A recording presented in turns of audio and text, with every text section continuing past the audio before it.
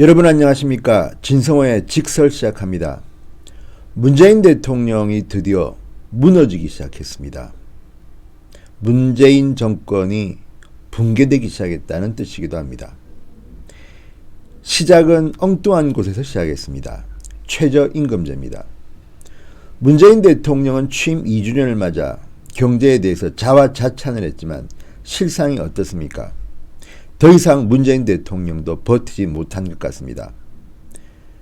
지난 9일 문재인 대통령이 KBS 1TV와 대담을 했습니다.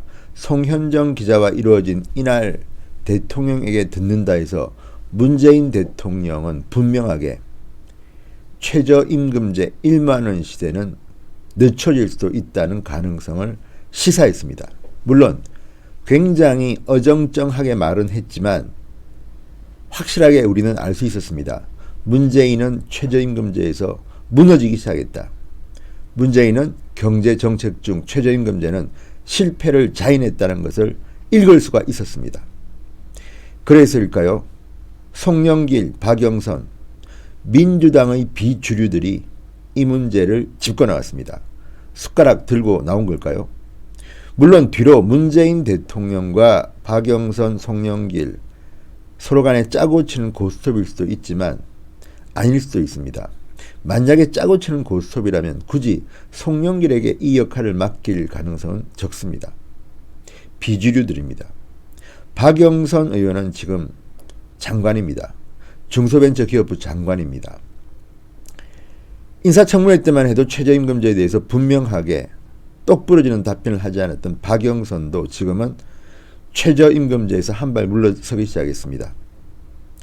박영선은 장관이기 때문에 문재인 대통령과 나름대로 커뮤니케이션을 했을 수도 있지만 송영길은 좀 뜻밖입니다.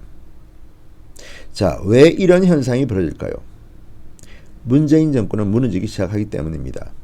그리고 자중질환 이런 말이 나옵니다.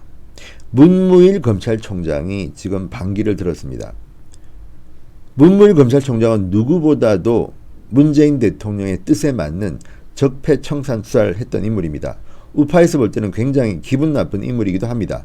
그런 사람이 반기를 들었다는 게 더 중요합니다.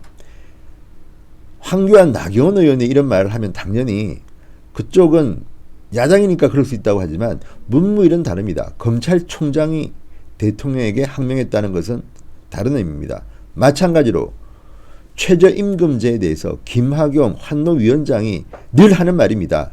그렇지만 김학용 자유한국당 소속 환노위원장이 하는 말하고 송영길 더불어민주당 중진 의원이 하는 말은 다릅니다. 송영길 의원은 말은 점잖게 했지만 문재인 정권이 이 문제는 실패했다는 것을 시사하고 있습니다. 점잖게 숟가락 하나 들고 나타난 겁니다. 문재인 대통령은 이제 서서히 레임덕이 오기 시작한 것 같습니다. 반대로 문재인 대통령을 탄생시켰다고 말을 듣는 민주노총은 지금 패닉 상태에 빠졌습니다. 지난 노동절 전국적인 시위에서 민노총은 분명히 말했습니다. 임금 개혁, 재벌 개혁 이런 것을 거부하는 자들은 가만두지 않겠다. 난리가 났습니다. 최저임금제 계약 저지 전국적인 투쟁을 벌이겠다고 했습니다. 지금 문재인 정권은 민노총에 대해서는 벌벌 떨고 있습니다. 민노총이 누굽니까? 박근혜 대통령을 탄핵하라는 촛불 집회를 주관한, 사실상 주관한 단체입니다. 정권 탄생에 엄청난 공을 끼쳤다고 민노총은 눈에 보이는 게 없는 대한민국 무소불위의 집단이 되어버렸습니다. 그런 민노총이 문재인 정권에 공격하고 경고하는데도 결국 문재인 대통령은 9일날 공개적으로 최저임금제에 대해서는 한 발 물러서는 듯한 입장을 밝혔고 드디어 송영길 의원까지 들고 나왔습니다. 이게 뭘 의미할까요? 이제 문재인 정권에 금이 가기 시작한 겁니다. 배가요 금이 가고 물이 새기 시작하면 급속도로 침몰합니다. 마찬가지입니다.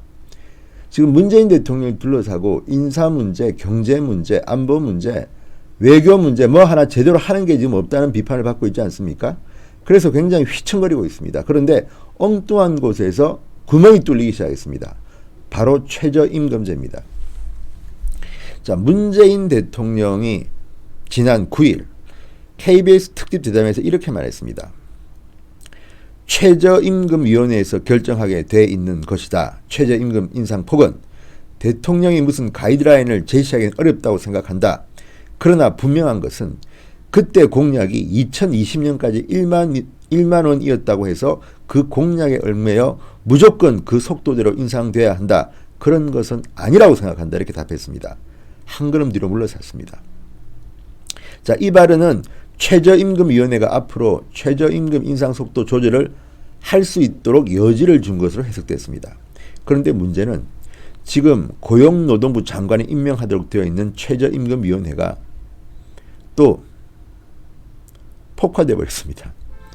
최저임금위원회 공익위원들이 집단으로 사퇴하는 초유의 일이 벌어졌습니다.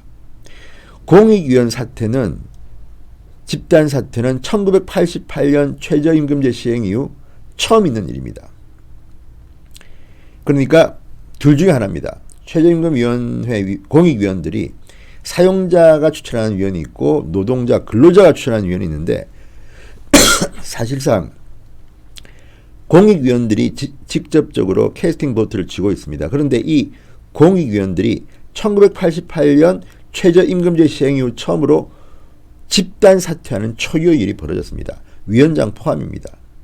자, 왜 그러면 이런 일이 벌어졌을까요? 자, 이재갑 고용부 장관은 13일 정책간담회를 열고 이렇게 말했습니다. 향후 최저임금의 정상화 방안을 발표한다고 했습니다. 그런데 문제는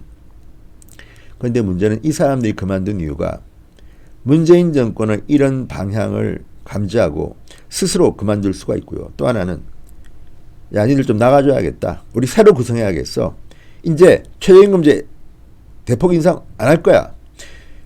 이 공익위원들도 사실상 자기들의 입장들이 있습니다. 그런데 지금까지의 공익위원들은 문재인 대통령의 뜻에 따라서 이런 최저임금제를 가파르게 인상했던 그런 부류들입니다.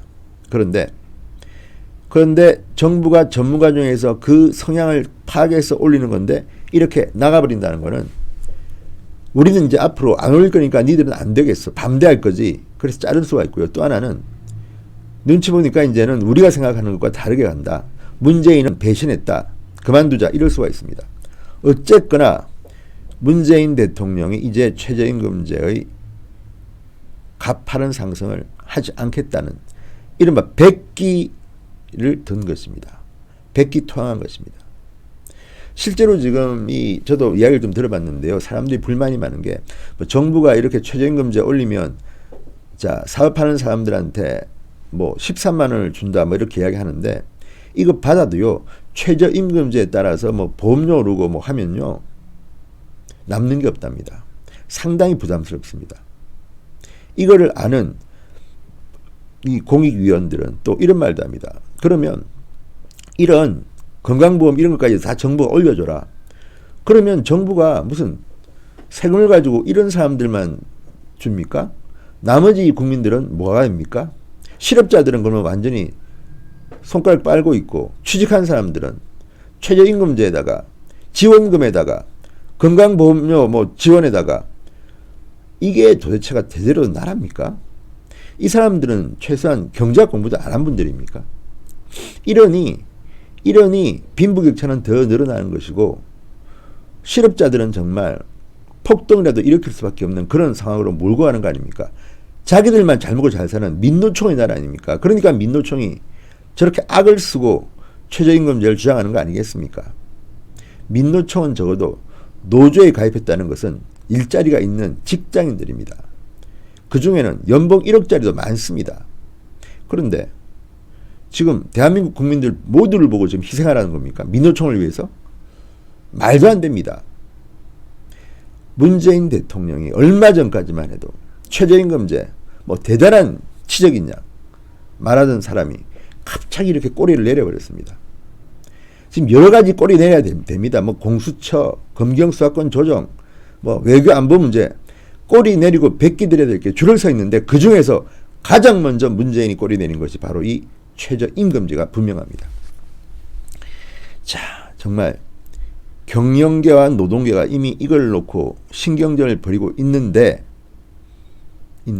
문재인은 뜨뜻미지근하게 백기를 들어버렸습니다. 자, 그렇다면 민노총이 이제 가만히 있을까요? 문재인 정권은 민노총이 뭐 폭력을 행사해도 그냥 봐주는 말도 안 되는 형태로 비판을 받아왔습니다. 그런 민노총이 지금 분기탱천하고 패닉에 빠졌습니다. 앞으로 대한민국이 어떻게 될지 정말 끔찍합니다. 자, 송영길, 김관영, 김학용, 박영선 지금 다 전쟁입니다. 자, 송영길 민주당 의원은 이렇게 말합니다. 내년 최저임금은 동결해야 한다. 페이스북에 글을 썼습니다. 내년 최저임금은 동결해야 한다. 경제가 성장할 때 최저임금을 올려야지 하강 국면에서 올리면 중소기업인 자영업자들에게 근로자를 해고시키라고 강요하는 꼴이 될 것. 문재인 대통령의 임기 내 최저임금 1만 원 공약을 지킬 수 없는 현실에 대한 솔직한 고백에 동의한다. 말은 점잖지만 굉장히 아프게 문재인을 지금 비판한 겁니다. 경제가 성장할 때 최저임금을 올려야지 하강 국면에서 올리면 중소기업인 자영업자들에게 근로자를 해고시키라고 강요하는 꼴이 된다. 지금 문재인 대통령은 경제가 성장하고 있다고 주장하는 사람인데 이게 또 무슨 말입니까? 송영길이 비수를 확 꽂은 겁니다. 제가 볼 때는. 말은 문재인 대통령이 9일날 KBS 대담에서 이제 이거 고집하지 않겠다고 뒤로 물러서니까 환영한다. 문재인 대통령님 솔직한 고백에 동의합니다. 그러지만 사실은 굉장히 아픈 겁니다. 최저임금을 동결하라고 지시했습니다.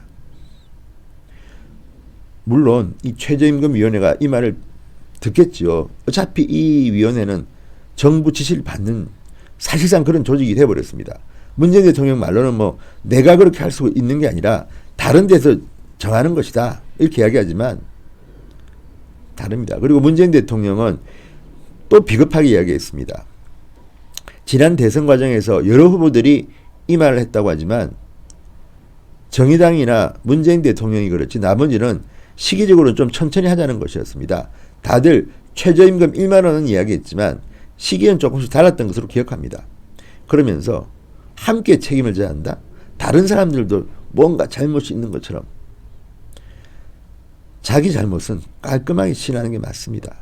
어쨌든 지금 한국당의 김학용 환노위원장 같은 사람은 상당히 강하게 지금 압박하고 있습니다. 내년에 이거 또 이렇게 크게 올리면 대한민국 경제 망한다고 경고하고 있고 김관영 바른미래당 원내대표도 홍남기 경제부총리한테 강하게 임금 동결을 요청한 적이 있습니다. 야당은 이렇습니다. 처음으로 문재인 대통령이 백기를 든 겁니다. 모양은 굉장히 비겁하게 들었습니다.